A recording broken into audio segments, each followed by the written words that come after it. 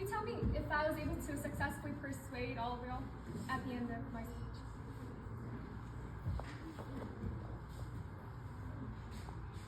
Welcome to the real Hunger Games, everyone. Not the one where Jennifer Lawrence runs around with perfect grades and a bow, making dystopia look like a Gap commercial. No, we're talking about the American High School edition.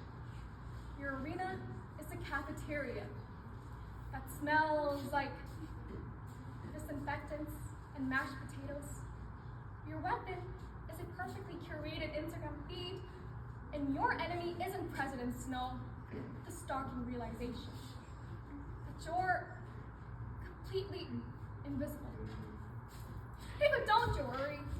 In this version, there is no dramatic countdown, just a slow and suffocating tick of a school clock while you sit alone at lunch pretending to be fascinated by your phone screen. And there are no sponsors dropping a care package from the sky, just your mom packing you a sad sandwich while she asks you, how come you don't bring your friends over anymore?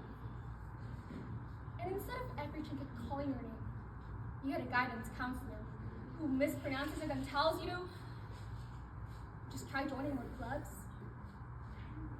Capital citizens, oh, they're your classmates, live streaming the perfectly filtered friendships while you wonder if anyone would notice if you just vanished. When I was 10, my family moved from Korea to Saipan, a beautiful island in the Pacific that's so remote it makes Hawaii feel like Times Square. I traded understanding everything around me for feeling like everybody was speaking in codes. And it wasn't dramatic. No one shoved me into lockers or bullied me. Kids would just speak slower and louder to me, laugh at references I didn't understand, and explain them with the patience usually reserved for toddlers. But here's the truth.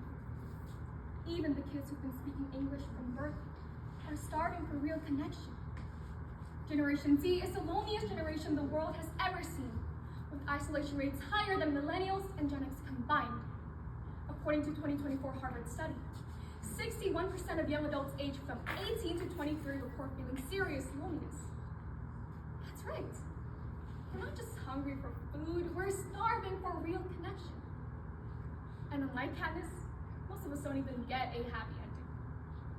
And if you're out there wondering, okay, but that's just not me. Let me ask you, when was the last time you felt truly seen?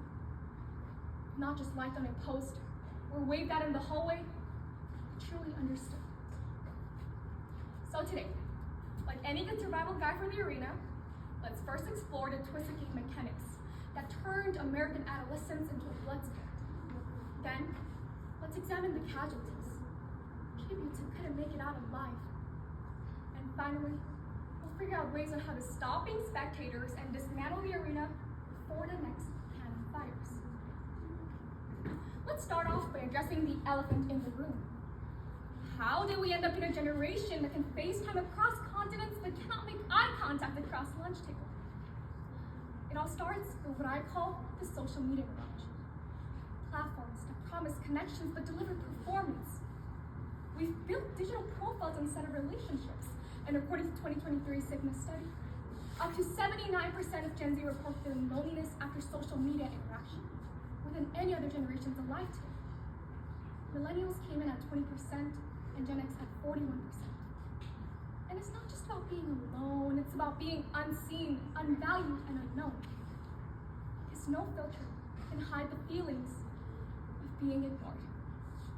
Then, there's the efficiency epidemic, where even friendships are streamlined, optimized, and evaluated like productivity hacks. And this, according to CDC, in Generation Z often averages 7.3 hours of average screen time. We basically replace lingering conversations with double taps and snap screens. And the result is nothing more than a paradox. Constant communication, but chronic disconnection. Now remember those tributes I mentioned earlier? They aren't just fictional.